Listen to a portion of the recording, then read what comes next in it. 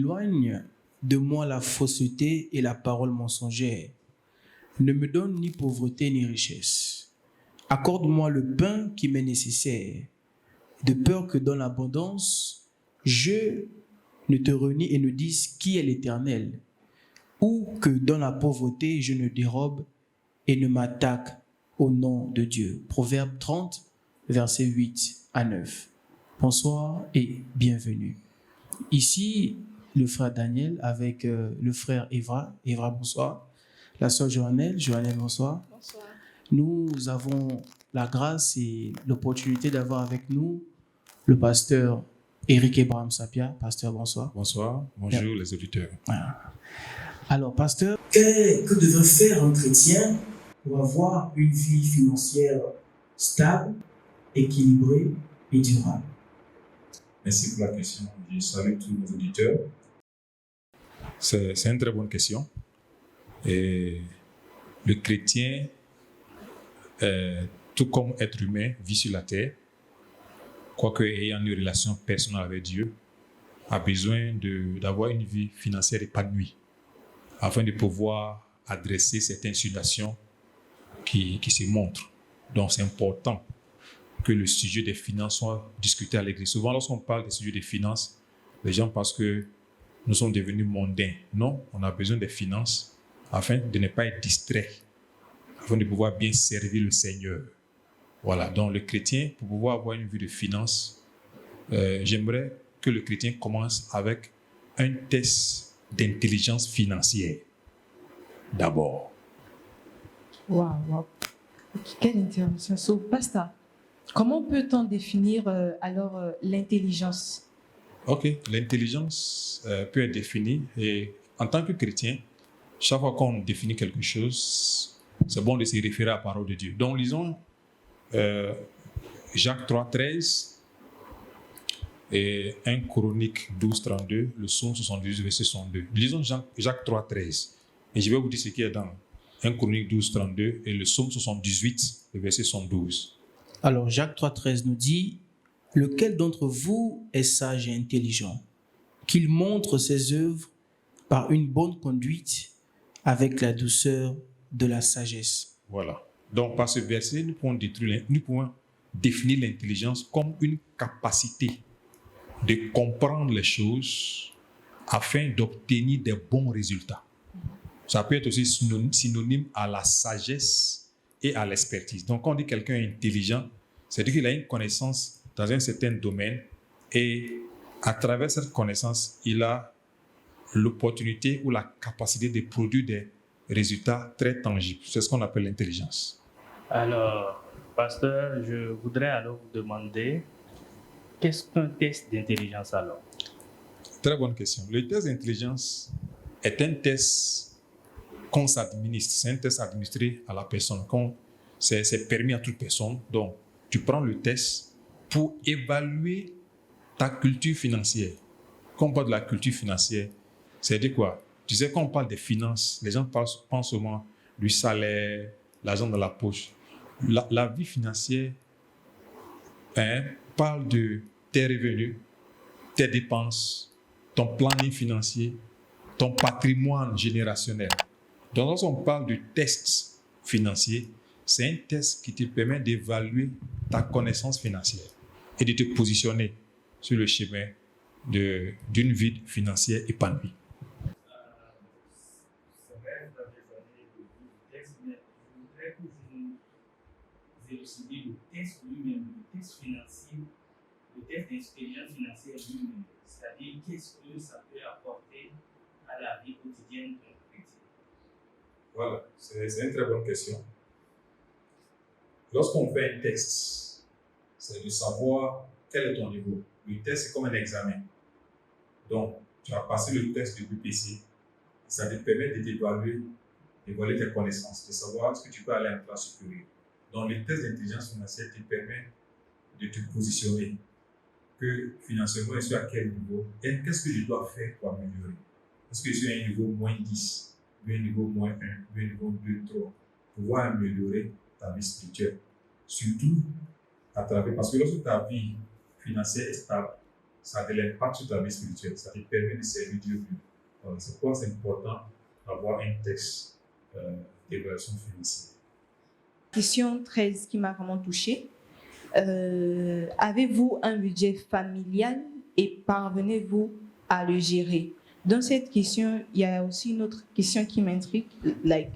En tant que jeunes que nous sommes, est-ce que nous avons besoin d'attendre que nous soyons dans une famille, que nous formions une famille pour pouvoir planifier sur le plan financier, pour pouvoir planifier notre vie? Est-ce qu'il faut forcément être en famille ou alors nous pouvons déjà planifier?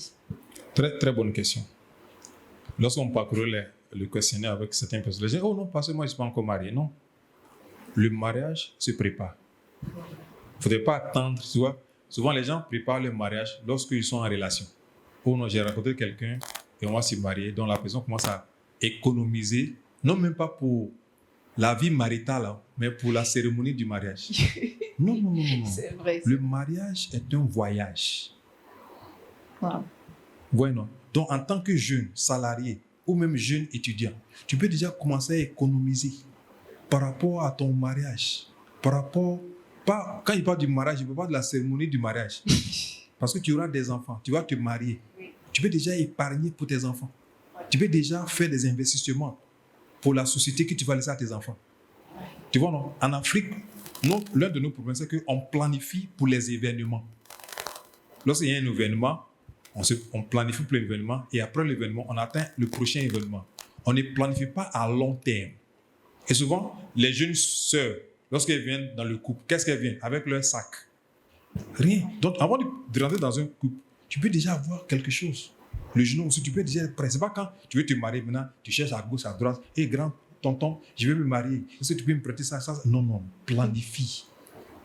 Oui. Parce que le mariage viendra un jour. N'attends pas le mariage. Donc, cette question n'est pas seulement adressée aux mariés. Donc, on dit un budget familial, là, si tu n'es pas encore marié, ta famille, là, c'est toi-même d'abord.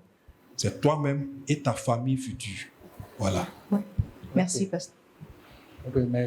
Merci, pasteur. Dans une des questions, il est dit, disposez-vous d'une épargne suffisante pour faire face à 6 mois de dépenses normales si vous perdez votre emploi? Je crois que c'est quand même beaucoup et le délai est quand même très long. Est-ce que réellement c'est faisable?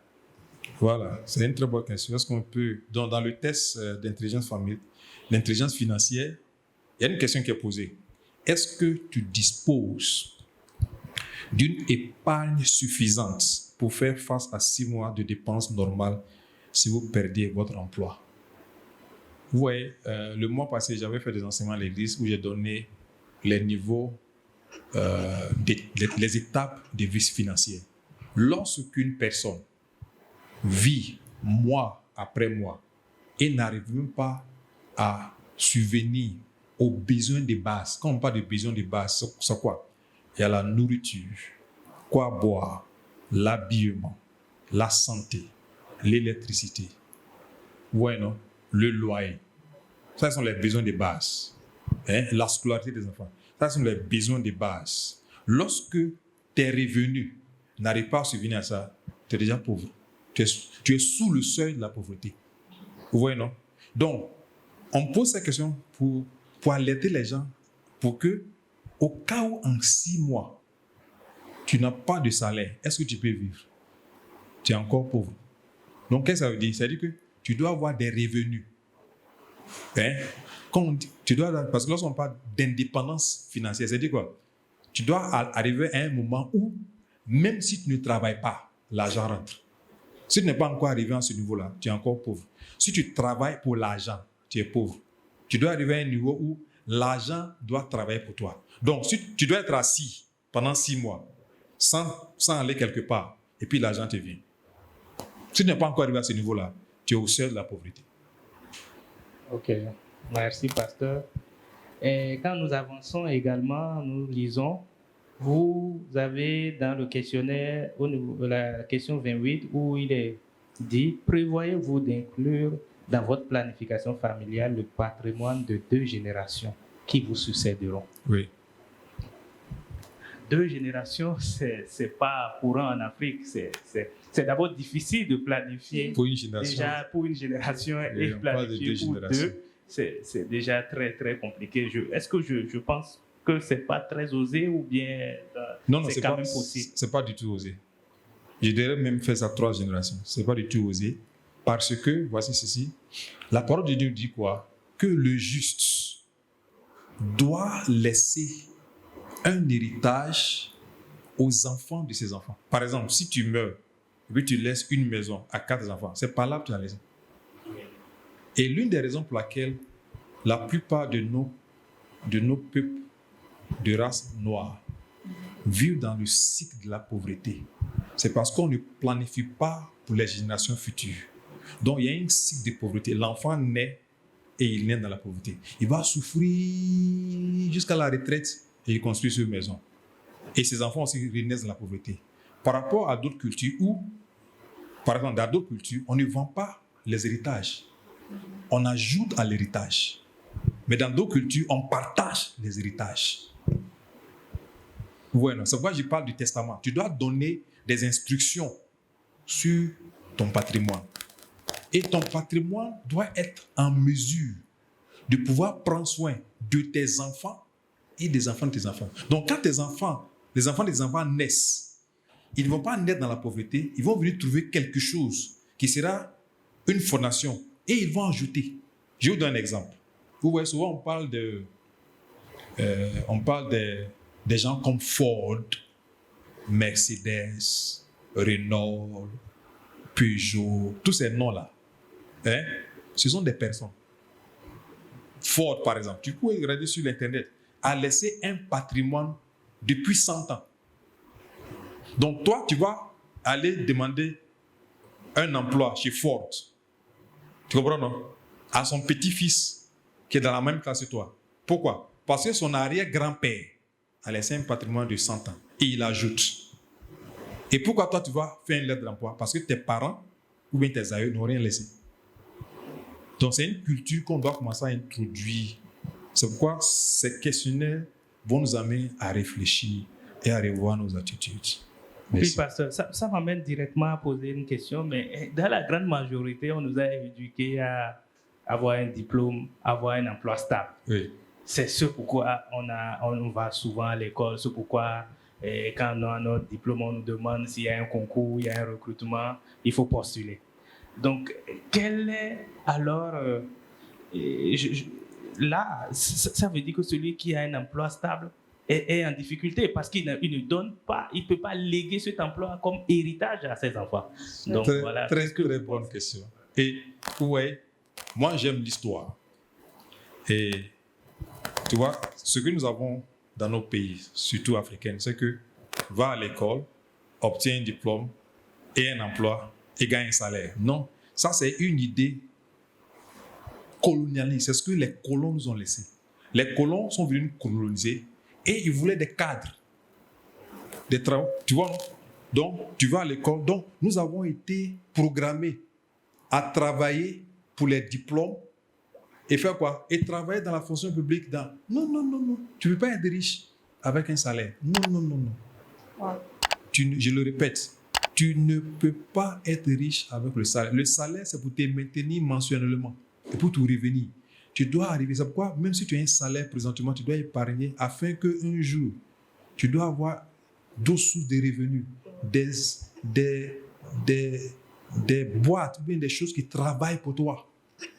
On doit briser ce cycle de je vais à l'école pour travailler à la fonction. Donc tu vois les gens, oh, gloire à Dieu, ah, j'ai eu un poste à la fonction publique, gloire à Dieu. Ce n'est pas un témoignage. Tu n'es pas né pour travailler à la fonction publique et tu as une connaissance supérieure. Donc, si tu es un enseignant, tu es un professeur, tu travailles à la fonction publique, mais tu travailles sur quelqu'un, tu es plus que ça. Tu comprends? Ça, c'est le début. Mais ne reste pas là. Fais quelque chose que ça. Wow. Et sors de cet esclavage qu'on a hérité du colonialisme afin de pouvoir sors de cette boîte et fais quelque chose. Commence quelque chose. Aie une idée. Sors de cette boîte. Ça détruit notre habilité de réfléchir et de nous épanouir intellectuellement. Alors, merci, pasteur. j'ai eu aussi cette opportunité d'avoir un regard sur le questionnaire qui, j'aimerais préciser ici à nos téléspectateurs, est disponible. Il y aura le lien, il y aura le numéro et l'adresse email si jamais ils en ont besoin pour essayer de juger leur capacité financière ou leur niveau financier. Moi, aujourd'hui, pasteur, c'est la question 24. Où vous dites, avez-vous préparé votre testament? Vous savez, en Afrique, lorsqu'on parle de testament, souvent nos parents nous disent est-ce que tu me souhaites la mort? Pasteur, est-ce que vous pouvez nous éclaircir sur cette question du testament? J'aimerais ajouter qu'il y a plusieurs types de tests. Il y a des tests qui te permettent d'évaluer ta vie relationnelle, tes relations. Il y a des gens qui sont bien spirituellement, mais ils ont des problèmes avec les gens. Les tests aussi te permettent d'évaluer tes capacités linguistiques, mathématiques, logiques, émotionnelles, ta vie spirituelle. Donc, le test te permet de t'évaluer. Quelqu'un m'a dit, mais pasteur, quelle est la fondation biblique? Dans 1 Corinthiens 11, 31, 1 Corinthiens 11, 31, la Bible dit quoi? Si tu te juges toi-même, tu ne seras pas jugé. Donc, le test te permet de t'évaluer. Maintenant, venons à ta question sur pourquoi est-ce que poser la question sur le testament fait part du test. J'aimerais ajouter que le test que j'ai confectionné a 30 questions. Et chaque question, on te donne l'opportunité de donner 3 types de réponses. Soit oui, non ou je ne sais pas. Lorsque tu te poses ces questions, à la fin du questionnaire, tu vas ajouter toutes les notes et puis tu t'évalues. Maintenant, revenons à la question du frère Daniel qui demande à savoir pourquoi est-ce que préparer le testament fait part du test financier. Vous voyez, en Afrique, lorsque vous partez demander à papa, est-ce que tu as déjà écrit ton testament? Les parents vous disent, mais tu veux que je meure? Tu vois, non, donc, lorsqu'on parle du testament, ce qui vient en tête premièrement, c'est comme si tu pries que je meure. Non. Le testament n'est pas un document qui indique que tu vas mourir. Non. Le testament est un document qui te permet de préparer ton patrimoine générationnel. Quand on dit générationnel, c'est-à-dire quoi? C'est-à-dire, ça te permet de faire une sommation, une analyse de ce que tu as et comment est-ce que ces choses-là doivent avoir de l'impact générationnel. Donc, j'ai ceci, j'ai cela, et cela doit être administré comme cela. Ça s'appartient à mes enfants. Ça appartient à telle organisation. Tu vois, non? Donc, c'est ça le testament. Souvent, on attend que quelque chose arrive et puis maintenant, les gens commencent à se bagarrer. Il n'y a pas de document, il n'y a pas de plan long. Lorsque on met en sa tête que j'ai un testament à écrire, ça te permet déjà de planifier. Donc, le but du testament n'est pas de dire que tu vas mourir demain, mais c'est de planifier ton patrimoine générationnel. Voilà, c'est le but. Merci, pasteur. On espère que nos papas et mamans seront moins durs envers nous lorsqu'on leur posera cette question. Oui, frère Edouard. Alors, comment est-ce qu'on pourrait évaluer votre questionnaire? C'est-à-dire, à la fin, après cette questionnaire que nous posons nous-mêmes, comment est-ce qu'on pourrait savoir si nous avons une vie financière stable, si elle n'est pas stable, qu'est-ce qu'il faut relever, qu'est-ce qu'il faut corriger, tout ça? Voilà. Donc, j'ai eu ces questions à travers les recherches que j'ai faites. J'aime beaucoup lire et j'aime aussi beaucoup l'Afrique. Je vois que nous avons un problème au niveau économique. Et pour s'évaluer, vous voyez que les questions, nous avons 30 questions ici. Et il y a 3 réponses possibles. C'est le oui, le non ou je ne sais pas. Voilà. Donc lorsque tu poses la question, connaissez-vous votre situation financière actuelle ou votre valeur nette? Si tu réponds non, donc tu coches la case non.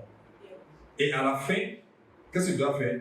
Tu dois faire une tabulation. Tu dois ajouter tous les non, ou je ne sais pas.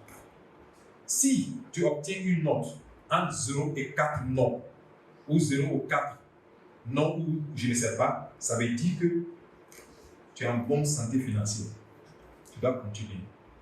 Maintenant, si tu obtiens une note entre 5 et 10 non ou je ne sais pas, ça veut dire que tu es en bonne voie sur le plan financier et tu dois t'améliorer. Mais si tu obtiens une note de non entre 11 et 12 non, ou lorsque tu mets les, je ne sais pas, et les noms ensemble, ta note est entre 11 et 12, c'est que ta situation financière est très fragile et tu as besoin de renouveler. Mais si ça dépasse 13, là, tu as besoin d'une vie totale. C'est-à-dire que tu n'as pas encore commencé à vivre. Tu as besoin de recommencer une vie totale. Merci, pasteur. Oui. Alors moi, j'aimerais juste ajouter, mes collègues ici ont posé beaucoup de questions et à la fin de ce questionnaire, quelqu'un peut sortir de ce questionnaire, excusez-moi, en étant encouragé, Oui. en se disant, j'ai eu peut-être plusieurs oui ou moins de non, ça veut dire que je suis sur la bonne voie. J'ai plusieurs sources de revenus, je suis sur la bonne voie. Mais une autre personne aussi peut sortir de là triste. Oui, très triste, oui. En se disant que, mais vraiment, je suis dans le trouble. Je suis dans le trou, je suis foutu. Alors, Effectivement. comment est-ce que vous pouvez encourager cette personne? Et aussi, si jamais cette personne se dit, bon, je veux mettre de l'ordre dans ma vie financière et commencer, quel est le premier pas que vous conseillerez à cette personne de prendre pour que cette personne puisse connaître le changement? Je suis un pasteur dont le premier pas, c'est de dire à la personne, donne ta vie à Jésus-Christ. Amen. Aie une relation personnelle avec Jésus-Christ. La parole de Jésus dit quoi? Je veux que vous prospérez comme l'état de votre âme. Voyez, donc, vous devez avoir la première richesse, c'est d'avoir une connaissance de Dieu, une relation personnelle avec Dieu. C'est très important. Deuxièmement, prends ce test d'intelligence. Pourquoi ce test? Ça te permet de t'évaluer. Ça te permet de te situer au niveau de, si tu veux, de ton échelle financière. Ouais, non. Et comme je l'ai dit, le but de ces tests, ce n'est pas d'être attristé. Non. Parce que tu peux sortir de ces tests très fâché et très abattu, démoralisé même. C'est comme si, on dirait que tu n'as rien fait. Si, par exemple, je te donne le test sur les relations financières, par exemple, il y a certaines questions qu'on doit se poser avant de rentrer dans le mariage. Mais si tu poses ces questions, peut-être que tu n'as jamais te marier. Parce qu'il y a certaines préparations à faire. Donc, le but, ce n'est pas de te démoraliser. Le but, c'est de te situer. Ouais, non? Voilà, je vais aller à l'université. Mais je ne connais pas l'alphabet. Donc, qu'est-ce que je dois faire? Je dois apprendre l'alphabet. Je vais parler le bon français, mais je ne connais pas A, B, C, D, E, F. Qu'est-ce que je dois faire? Je dis non, comme je ne comprends pas le français là, c'est bon, je n'apprends même plus. Non. Donc, qu'est-ce que je dois faire? Donc, si pour toi, c'est d'aller apprendre l'alphabet, va apprendre l'alphabet. Donc, va apprendre l'alphabet des finances. Et qu'est-ce qu'on vient d'apprendre? L'alphabet des finances, c'est quoi? Commence à avoir des revenus. Cesse de vivre en dépendant des gens. Chaque fois, tu dépends des gens. Comme ça, tu vois, non? Aie tes revenus. Si possible, multiplie. Je pense qu'on doit avoir une émission sur ça, sur les différents niveaux de finances. Okay. Multiplie tes sources de revenus. Maintiens cela. Épargne. Comme je disais, épargne, souvent, il y a la formule 80-20. 80-20, oui.